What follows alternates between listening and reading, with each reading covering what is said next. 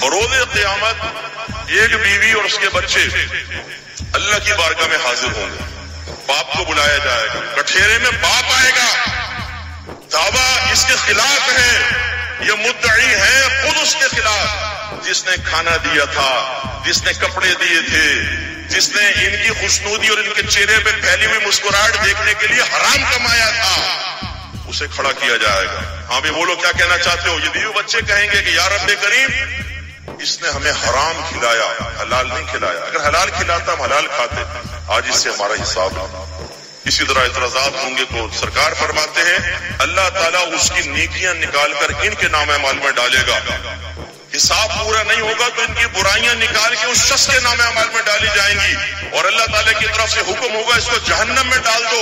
تو ایک فرشتہ ندا کرے گا, سرپرستوں غور سے سنیے, ایک فرشتہ ندا کرے گا, یہ وہ شخص ہے جو اپنے بیوی بچوں کی وجہ سے جہنم میں چلا گیا. اپنے بیوی بچوں کی تربیت کرنا آپ کی ذمہ داری ہے. اب وہ اس کو قبول کرے نہ کرے وہ الگ بات ہے, لیکن سب سے پہلے آپ کو پتا ہونا چاہیے کہ تربیت کیسے ہوتی ہے. تربیت کا معنی کیا ہوتا ہے؟ تبلیغ الشیء الی کمالہ شیئا فشیئا, کسی چیز کو اس کے درجہ کمال تک پہنچانا آہستہ آہستہ. یہاں والد کا حال یہ ہے کہ وہ باپ بن جانے کے بعد بیچارہ تربیت حاصل نہیں کیا ہوتا تو بچوں کی تربیت کیسے کرے گا؟ ماں بہن کی گالیاں وہ بکے, نمازیں وہ قضا کرے, حرام وہ کمائے, اور بچوں کا ذہن بنائے کہ بیٹا آج حلال میں کچھ نہیں ہوتا, مولوی مت بننا ورنہ بھوکے مر جاؤ گے. کیونکہ قبرستان میں جتنی بھی لاشیں آ رہی ہیں وہ مولویوں کی آ رہی ہیں, اور سب بھوک سے مرے ہیں, سورے کے سورے. ان کے بیوی بچوں کے جنازے آ رہے ہیں, بھوک سے تڑپ تڑپ کے مر گئے. کیونکہ جو داڑھی والا ہوتا ہے, جو نیکی پہ چل رہا ہوتا ہے, جو قرآن و حدیث پہ عمل کرتا ہے, اللہ تعالیٰ اس سے رزق کو روک لیتا ہے. اور جو شیطانیت کرتا ہے, جو فساد کرتا ہے, جو اللہ کے قانون کو توڑتا ہے, جو حرام کماتا ہے, تو اللہ کی نعمتیں اس کی طرف متوجہ ہوتی ہیں, اللہ کی رحمت اس پہ نازل ہوتی ہے. بیٹا چاچا بھی آ جاتا, دیکھو بیٹا ہماری بات مانو, تمہارے چاچا نے دیکھو 4 بنگلے بنا لیے. چاچا جی یہ بنگلے قبر میں نہیں جائیں گے, تمہیں پتہ چلے گا. آج تم آ کے کسی کے بچے کو حرام کا راستہ دکھا رہے ہو, کل فرشتے تمہیں چوپار لگائیں گے, تمہیں معلوم ہوگا کسی کی آخرت برباد کرنے کا انجام کیا ہوتا ہے, تمہیں پتہ چلے گا. یہاں تم آ کے مشورہ دیتے ہو, اگر ماں باپ راضی بھی ہو جائیں کہ بچے کو عالم بنائے, مفتی بنائے, تمہیں کیا تکلیف ہوتی ہے؟ تم گھس جاتے ہو بیچ میں. بھائی دیکھو مولوی بناؤ گے, آج مولویوں کا کہیں گزارا نہیں ہے. شیطان بن جاؤ, شیطانوں کا گزارا ہے.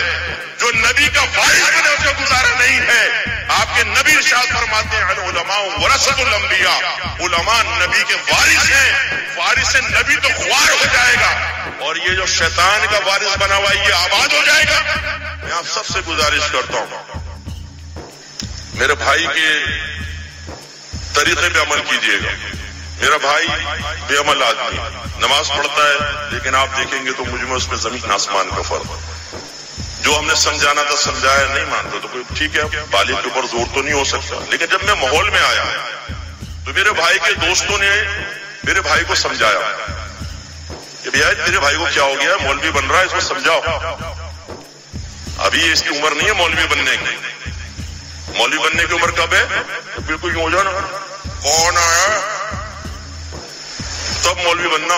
جوانی میں کوئی مولوی بنتے ہیں, جب پیٹ میں ہاتھ نہیں منہ میں دانت نہیں تب مولوی بنتے ہیں. ان کے نزدیک, آپ کی بات نہیں کر رہا ہوں, ان لوگوں کے نزدیک. مجھے کہا کہ اپنے بھائی سے ابھی تو جوان ہے, ابھی کیا کر رہا ہے؟ میرے بھائی نے جواب دیا دیکھو اگر ہمیں عمل کی توفیق نہیں ہے نا تو ہم کسی کو روکیں گے بھی. یہ جواب میرے یہاں فٹ ہے. ابھی تک کتنے سال ہو گئے, لیکن اچھا جواب دیا. خدا را آپ میں اگر کوئی ایسا بیٹھا ہو جو دین کے لبادے میں دین کا دشمن ہو, جو دیمک کی طرح اپنے دین کو چاٹ رہا ہو, اس کو ختم کرنا چاہتا ہو, دین کی عمارت گرانا چاہتا ہو, غلط مشوروں کے ساتھ اپنے بچوں کو روکنے کی وجہ سے, دوسروں کو غلط مشورہ دے کر ان کے بچوں کو روکنے کی وجہ سے آخرت برباد ہو جائے گی.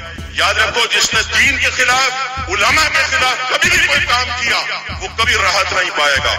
آپ کے نبی نے ارشاد فرمایا عالم بنو یا علم سیکھنے والے بنو, یا عالم کی صحبت میں رہنے والے بنو, یا عالم سے محبت کرنے والے بنو. پھر فرمایا 5 میں مت بننا ورنہ ہلاک ہو جاؤ گے. علماء کا مذاق اڑانے والے، علماء کی لیگ پولنگ کرنے والے، سوشل میڈیا پہ ان کے جوکس بنانے والے، وہ سب کے سب ہلاک ہوں گے، آپ کے نبی نے فرمایا۔